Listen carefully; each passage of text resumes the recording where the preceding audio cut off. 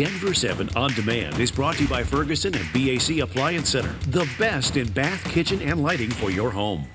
I'm Brian Sanders. And I'm Molly Hendrickson with the latest from Denver 7. Several of our state lawmakers say we need to focus more on school safety in light of the deadly STEM school shooting in Highlands Ranch. They hope a new bipartisan committee could help put an end to tragedies like this in the future. Denver 7's Micah Smith shows us what else we could learn about the group today.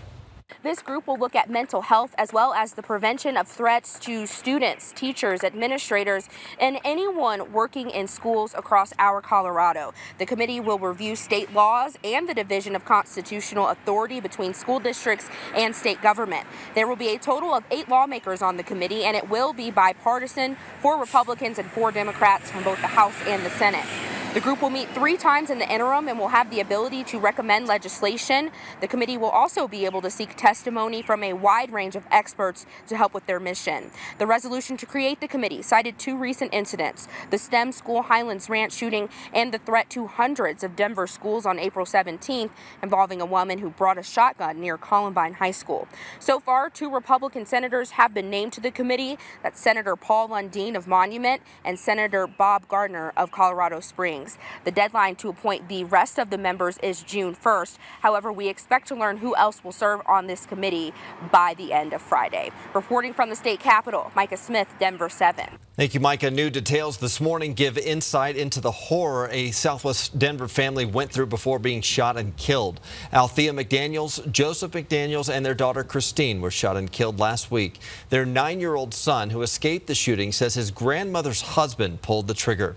59-year-old Bustamante Cartabrata will appear in court this morning. He faces 3 charges of first-degree murder. Right now, we don't know anything about a motive. Today, we'll learn if the truck driver who caused a deadly, fiery crash on I-70 will have to wear a GPS monitor. Rogel Aguilera Medeiros will appear in court today. Prosecutors are pushing for the tracking device over concerns Medeiros could leave Colorado or even the country. He blames failed brakes for causing the crash. Today, Governor Polis will sign 2 bills into law to give added protections to the LGBTQ community. First, Polis will sign Jude's Law, which allows transgender Coloradans to update their gender on their birth certificate without a surgery, doctor's note, or court order. The other would ban gay conversion therapy for young Coloradans. And of course, Saturday starts Pride Month across the country, and this year Denver 7 is a proud sponsor of Denver Pride. This year's Pride celebrates 50 years since the gay rights movement started with the Stonewall riots in New York City. Denver's Pride Parade is Sunday, June 16th, and Denver 7 will have a float in the parade. After more than 7 years of code violations and complaints and a fire back in March, a nuisance house in Littleton is finally set to be demolished this morning. The house is on South Windermere Circle near Mineral Avenue. Denver 7's Eric Lufer explains why the process could take weeks. You know, this house has been a nuisance in this Littleton neighborhood for years. Look at it. It caught fire a couple months back. So now we're getting closer to this process of it finally getting torn down. The process starting today. You can see the fence blocking this off, the heavy machinery. It's going to take several weeks, though, before this project is complete.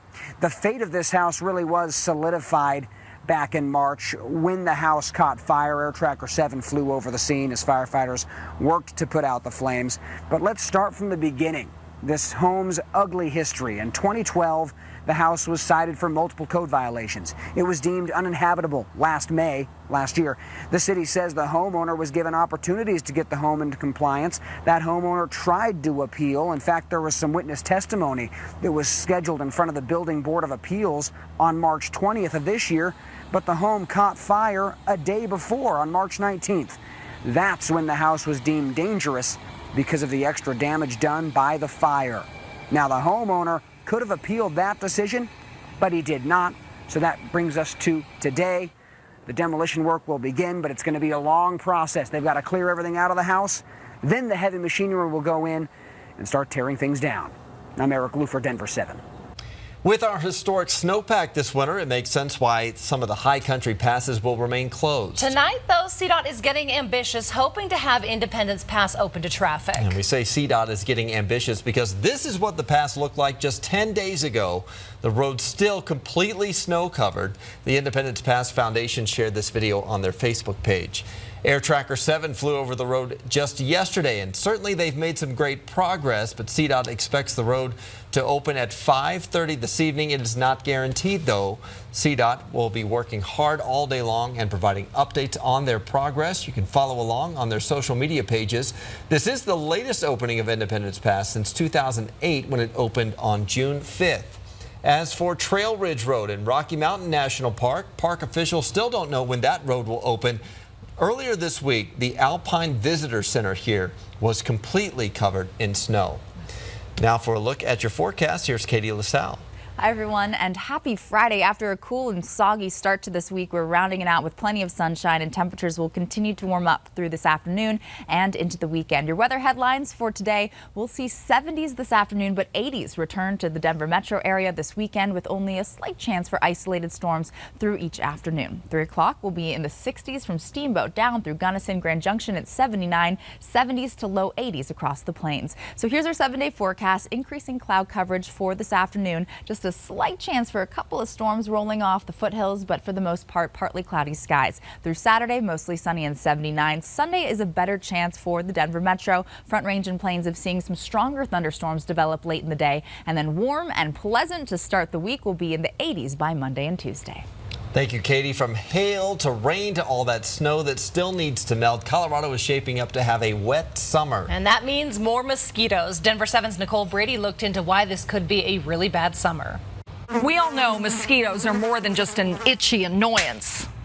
Colorado has one of the highest rates of West Nile virus in the country. 2 Coloradans died from it last year and 4 in 2017. Hundreds more were infected. The key to avoiding the disease is avoiding mosquitoes. This year, that could be harder. Environmental officials are predicting a bad season from the heavy snowpack and runoff that could create stagnant water pools, breeding grounds for mosquitoes. The best advice: stay inside in the early morning and dusk. Wear long sleeves and pants. Get rid of any standing water. And yes, you should wear repellent that contains DEET. And if you're worried about your children and DEET, which I am, just make sure you wash it off at the end of the day and they take a shower at the end of the day, so they're not putting anybody to bed with DEET on their skin. And you really don't need more than 30% DEET. Now, interestingly, most people who contract West Nile virus don't suffer any effects from it at all. But for a small percentage that do, it can be life-altering. And mosquito bites are never fun, right? So protect yourself this summer. Nicole Brady, Denver 7. If you ever dreamed of working for the Broncos, now is your chance. The Broncos are hiring its game day staff. Our staff from the guest relations department, we have a little over 400 staff members that work on game day, providing the best in customer service and fan experience. Then our parking department has a few, probably 20, and then our security staff up to 50.